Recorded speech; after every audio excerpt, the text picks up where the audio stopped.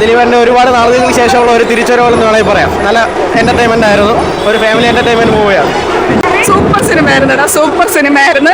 ഇന്ന് നമ്മുടെ എന്ന് വെച്ചാൽ എല്ലാവരും ജനപ്രിയ താരം ഇപ്പൊ എല്ലാ ദിലീപേട്ടൻ്റെ സിനിമ വന്നപ്പോൾ എല്ലാവരും അദ്ദേഹത്തെ പുച്ഛിച്ചാടുന്നുണ്ട്. പക്ഷെ അവരെല്ലാവരും കണ്ടിരിക്കേണ്ട സിനിമയാണ്, ഉറപ്പായിട്ടും കാണണം. ഇന്ന് എപ്പോഴും പഴയ ഒരു ശൈലിയാണ് ദിലീപേട്ടൻ പിന്തുടരുന്നതാണ് എല്ലാവരും പറയുന്നത്. പക്ഷെ ഇത് അങ്ങനെയല്ല, എൻറ്റയർലി ഡിഫറെന്റ് തോട്ട്സ് ആണ്.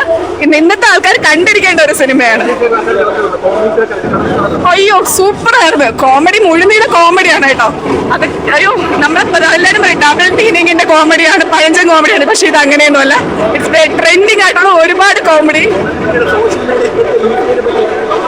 സോഷ്യൽ മീഡിയ ആണ് ഇതിലെ ഏറ്റവും വലിയ ഒരു തോട്ടം എന്ന് പറയുന്നത്. സോഷ്യൽ മീഡിയ ആണ് ഇതിലെ പ്രധാന താരം. അത് നിങ്ങൾ കണ്ടാലേ മനസ്സിലാവുള്ളൂ. എല്ലാവരും ഉറപ്പായിട്ട് കാണണം. ചിരിക്കാനുണ്ട്, ചിന്തിക്കാനുണ്ട്.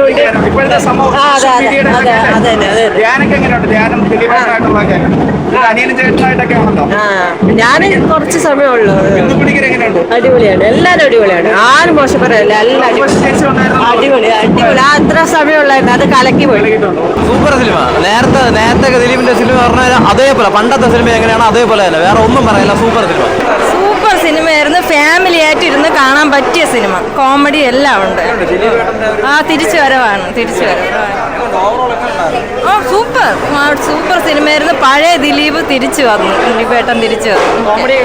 കോമഡിയൊക്കെ സൂപ്പറായിരുന്നു, എല്ലാം നല്ലതായിരുന്നു, നല്ല കോമഡിയായിരുന്നു. ഒരു ക്യാമിയോ റോളുണ്ട്, അത് ലേഡി സൂപ്പർ സ്റ്റാറിൻ്റെ ഒരു ക്യാമിയോ റോൾ അത്രയ്ക്ക്. കാരണം നമ്മൾ ജെൻസിനെയാണ് ക്യാമിയോ റോളിൽ നോർമലി കാണുന്നത്. ഉർവശി സൂപ്പറായിട്ടുണ്ട്. എല്ലാം കൊണ്ടും എനിക്ക് തോന്നുന്നു ഇൻട്രോലിന് ശേഷം പക്കയായിട്ടുണ്ട്. പക്ക ഫാമിലി മൂവിയാണ്. എന്തായാലും അത് ദിലീപേട്ടൻ അടിപൊളിയാണ്. ദിലീപേട്ടന് ഒരു രക്ഷയുമില്ല. ഇത് നായികയും അതേപോലെ തന്നെയാണ്. പിന്നെ ബിന്ദു പണിക്കരായാലും ഉർവശി ആയാലും എല്ലാം സിദ്ധിക്കും, എല്ലാം നന്നായിട്ടുണ്ട് സിനിമ. പഴയൊരു ദിലീപേട്ടനെ തന്നെ കാണാൻ പറ്റുമോ? ഈ ഇറങ്ങിയ പടത്തിൽ വെച്ചിട്ട് പുള്ളിയുടെ 150ാമത് സിനിമയാണ്. അപ്പോൾ എന്തെങ്കിലുമൊക്കെ സ്പെഷ്യൽ തമാശക്കാരൊക്കെ എങ്ങനെയാണ്? ഞാനൊക്കെ ഉണ്ടായിരുന്നല്ലോ. ഒരു മെസ്സേജും പറയുന്നു. കൊള്ളായിരുന്നു, സൂപ്പറായിരുന്നു, എന്റർടൈനിങ് ആയിരുന്നു, നല്ല മെസ്സേജ് ആയിരുന്നു. ഇപ്പോഴത്തെ തലമുറയ്ക്ക് പറ്റിയ ഒരു മെസ്സേജിങ്ങും കൂടെ ആണ്. നല്ലൊരു ഫീലിംഗ് ആയിരുന്നു. ദിലീപ് പുള്ളിയായിട്ട് അഭിനയിച്ചു. ഓക്കെ, കോമഡിയൊക്കെ ബെറ്റർ ആയിരുന്നു, നല്ല ഇതൊക്കെ ആയിരുന്നു.